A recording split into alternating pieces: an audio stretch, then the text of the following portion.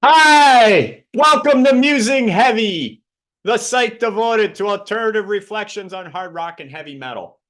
My name is Stephen Meyer, and you have found part 4 of my series entitled Punk Attitudes in Heavy Music.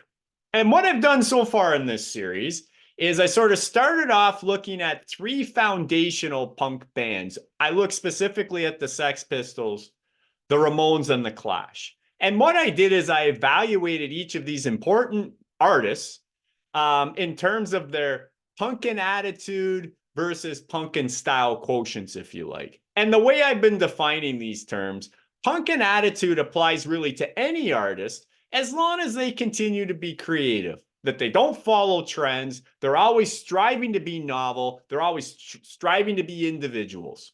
All right.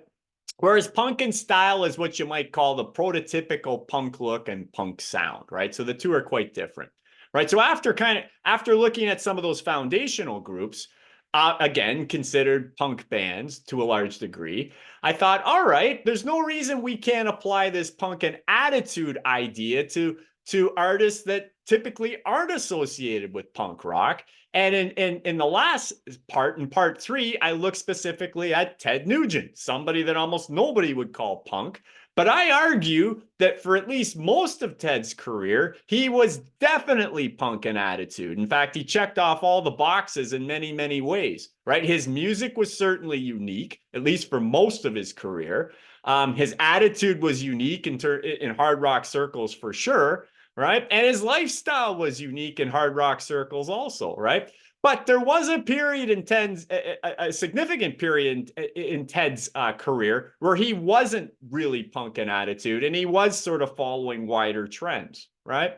Um, Now, today, I'm going to sort of continue on that idea, but trying to apply this punk and attitude idea to people we wouldn't normally associate with punk. And I'm going to use the example of Jimi Hendrix and Eddie Van Halen. In my mind, and when it comes to hard rock and especially hard rock guitar players, these guys might be the most punk and attitude players that we've ever seen and ever had, right? So hopefully you'll stay with me and allow me to develop this argument for you.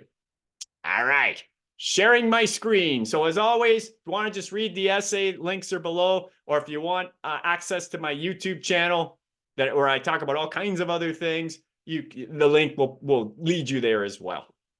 Okay, so Hendrix and Van Halen, ultimate punk uh, uh, virtuosos, if you like. Okay, outside the context of this discussion, I understand how absurd it might sound to associate Jimi Hendrix and Eddie Van Halen with punk. Right? I know that's weird and not many people are going to put it this way, but I truly believe that this is completely valid. If one adheres to the Johnny Rotten, Johnny Lydon gospel, as I talked about in earlier parts of this series, that the fundamental principles in punk involve maximizing creativity and uniqueness, how could Hendrix and Van Halen not qualify on virtually every level? Okay. The main exception being that neither Van Halen or Hendrix can be connected with the stereotypical punk dress and manner of playing. So they're not punk in style at all. Of course they're not. But punk in attitude, you betcha. All right. And now I'm not going to detail the discographies or the intricate guitar playing developments and techniques of Hendrix and Van Halen, at least comprehensively. I'm going to talk about them, but not comprehensively. These are well documented elsewhere. Both these guys have lots of ink has been spilled trying to describe these people, and for good reason. My main focus here is to demonstrate the inherent punkness of these highly innovative guitarists and songwriters.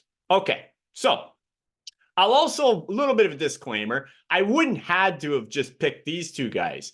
There are other heavy guitar players that could be mentioned in terms of extremely high punkin attitude quotients.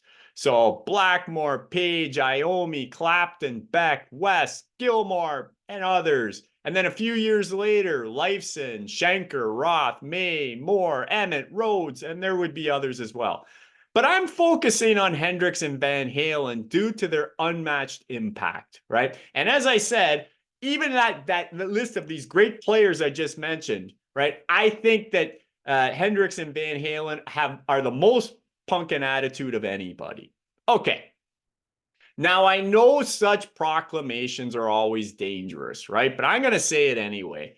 I'm certain that few would challenge the assertion that no guitar player has made a bigger impression on rock, hard rock, and even heavy metal than Jimi Hendrix. And you can maybe even throw in funk guitar playing and other forms too, but especially those three, I think. It almost feels like Hendrix came from another planet because of what he added to the vocabulary of guitar playing. He was nothing short of a revolutionary, although in truth, his roots are clearly from the blues and R&B tradition. So it felt like Jimi came from another planet, but really, as everybody has their roots, and Jimi did too. Indeed, Hendrix had chops for miles, but really it was his ability to continuously renew and renew what was possible on the electric guitar and to stretch the potentials of a guitar-based songwriting.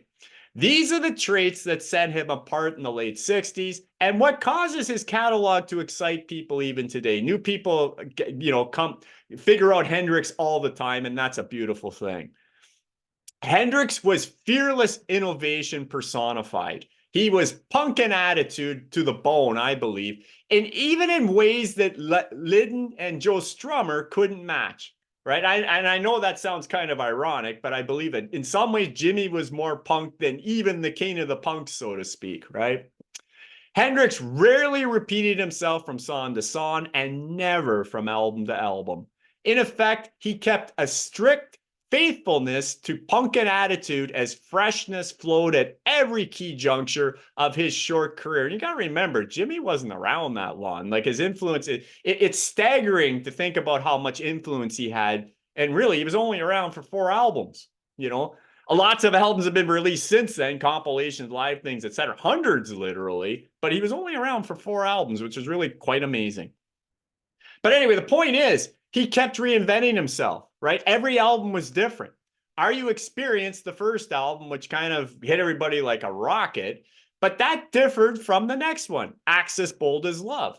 Electric Ladyland, the third one in 69, was a major departure, and the progression continued unabated with his swan song, Band of Gypsies, of 1970. That was a live album, but again, those are the only albums, not counting a couple compilations, etc., that Jimi was alive for. That's it, just 4, right? But again, growth all the way through, right? Which is totally punk in attitude. He never plagiarized himself, right?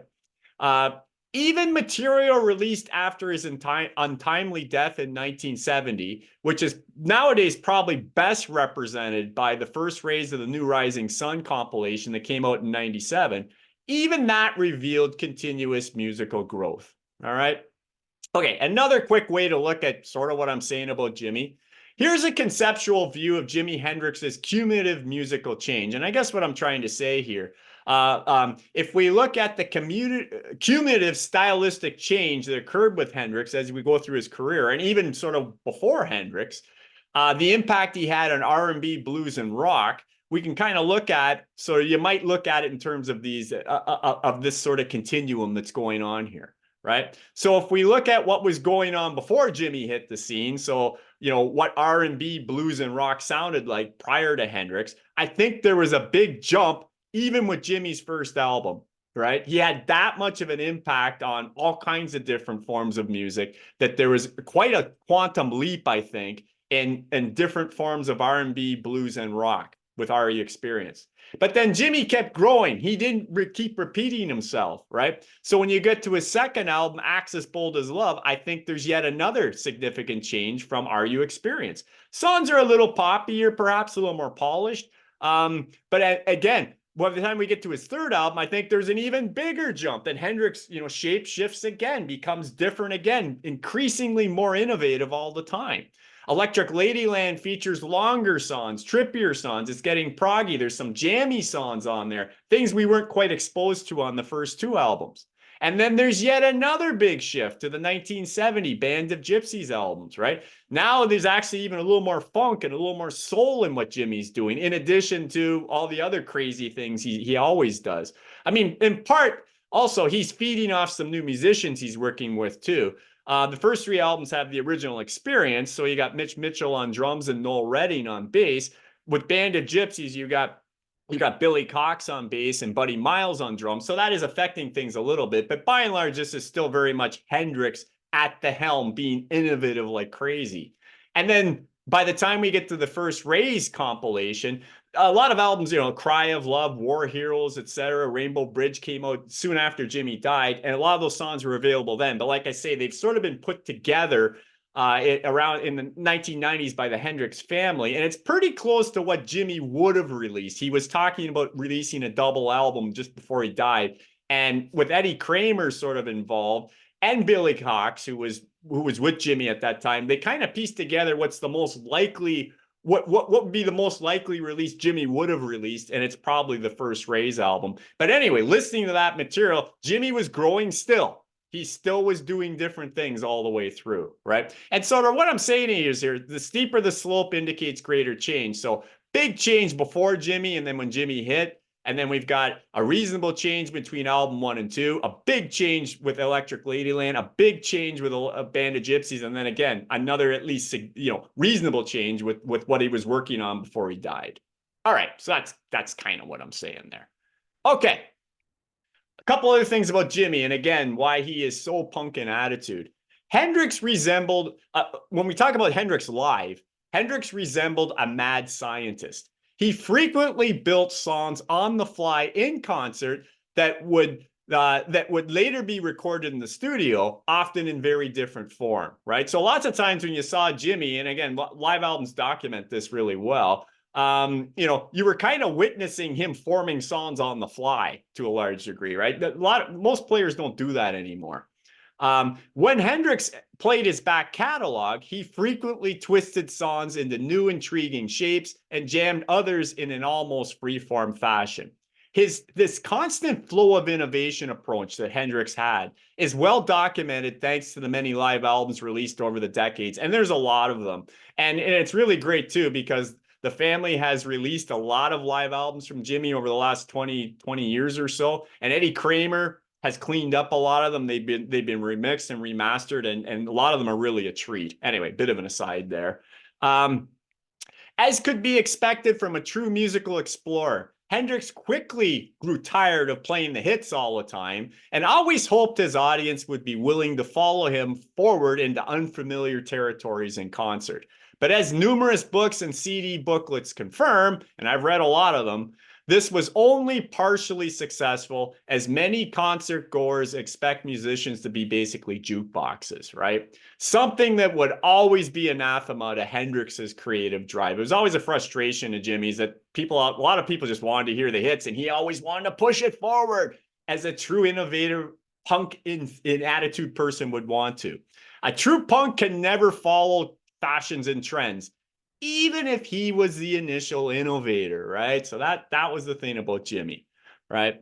Okay, so even by today's standards, and with countless heavy guitar players building on what the greats started in the 60s and 70s, I'm convinced that Hendrix remains unrivaled in his overall influence. I think he was the guy in terms of influencing electric guitar playing in rock and roll, and heavy metal, right?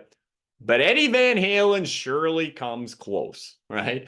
The group Van Halen hit the ground running in '78 with their debut album, and along with the next three, so Van Halen 2, Women and Children First, and Fair Warning, each released in each year after that, changed the sonic landscape and heavy guitar-based music forever, right? Eddie really could have stopped there with the first four, and much like Jimi's brief run of just over 3 years, his legend was already firmly established with just a handful of albums, right? And again, I'll quickly I'll leave that for later. Okay, heavy rock and metal guitar players took close notice. Some upped their ante and woodshedded in their own way, such as Steve Vai, Joe Satriani, John Pedrucci, Yngwie Malmsteen, Steve Morris, Akira Takasaki, Zakk Wylde, but frankly, not that many others, right? Legions of upstarts and even some established players merely tried to copy what Van Halen the man and the band had going on. So yeah, there were some guitarists that they were blown away by Eddie and they thought, okay, I'm going to really dig down and come up with my own thing. And yes, they were influenced by Van Halen. I mean, Vai, Satriani, all these guys are on. I mean, they all say it, like it's not a secret. But they did their own thing though, right? Which was great. But then there were tons of other guitarists that really just tried to be Eddie clones, right? But here's the thing, as is the case with Hendrix, no one has been able to convincingly duplicate Van Halen, but countless hair metal bands in particular certainly tried. In my view, Van Halen's one unfortunate offshoot is in unintentionally being catalyst to this overhyped subgenre. Again, that's my own bias. I'm not a big hair metal fan, but certainly Van Halen had a whole lot to do for giving that subgenre juice. All kinds of hair metal guitarists tried to mimic Eddie Van Halen, but none of them could really do it. Let's face it. Eddie, the punk and attitude innovator, influenced a legion of guitar stylists, I would call them.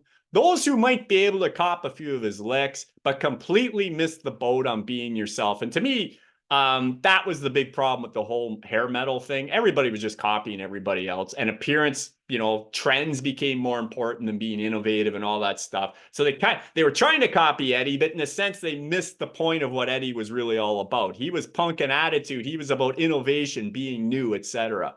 Right. But anyway, it's funny. The same sort of thing was going on in punk around the same time, late 70s, early 80s. Lots of so-called punk bands, they donned the spiky hair, they wore the boots, they played the simple chords, they shouted the angry lyrics, but completely misheard what their headmaster, so to speak, Johnny Rotten, was preaching.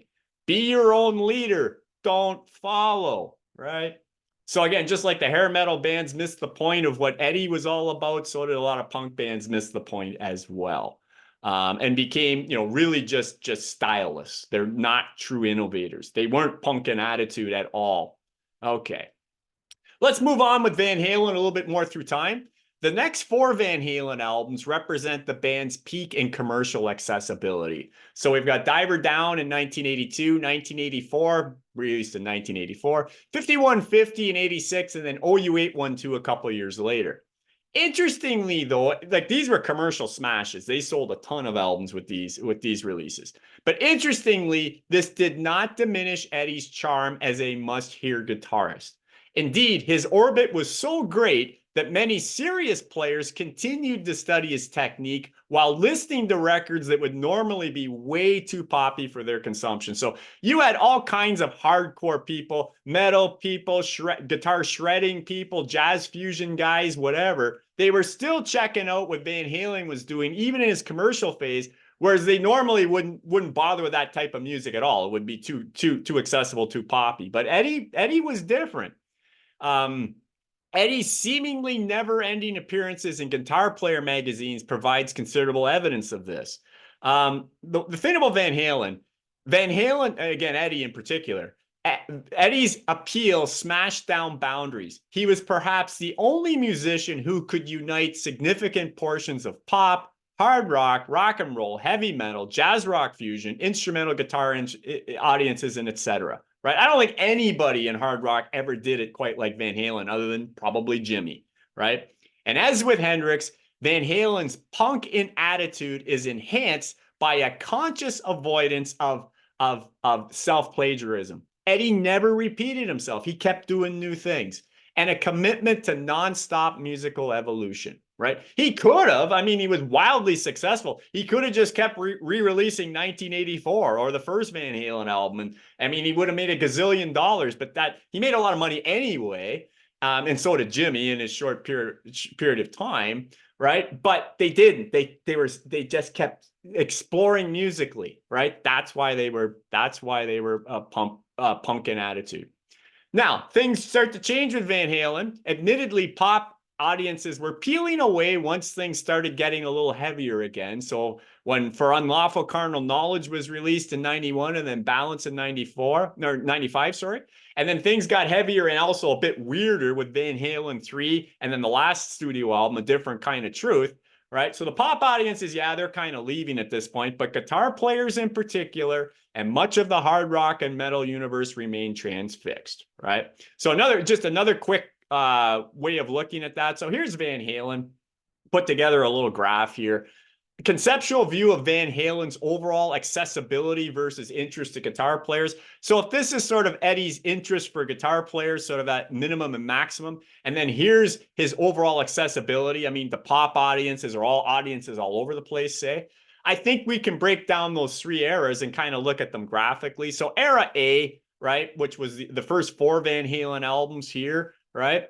And by the way, this includes this is the first part of the David Lee Roth era vocalist. Also, I should also mention Alex Van Halen, drummer for Van Halen, with the band the whole way through, as was Eddie.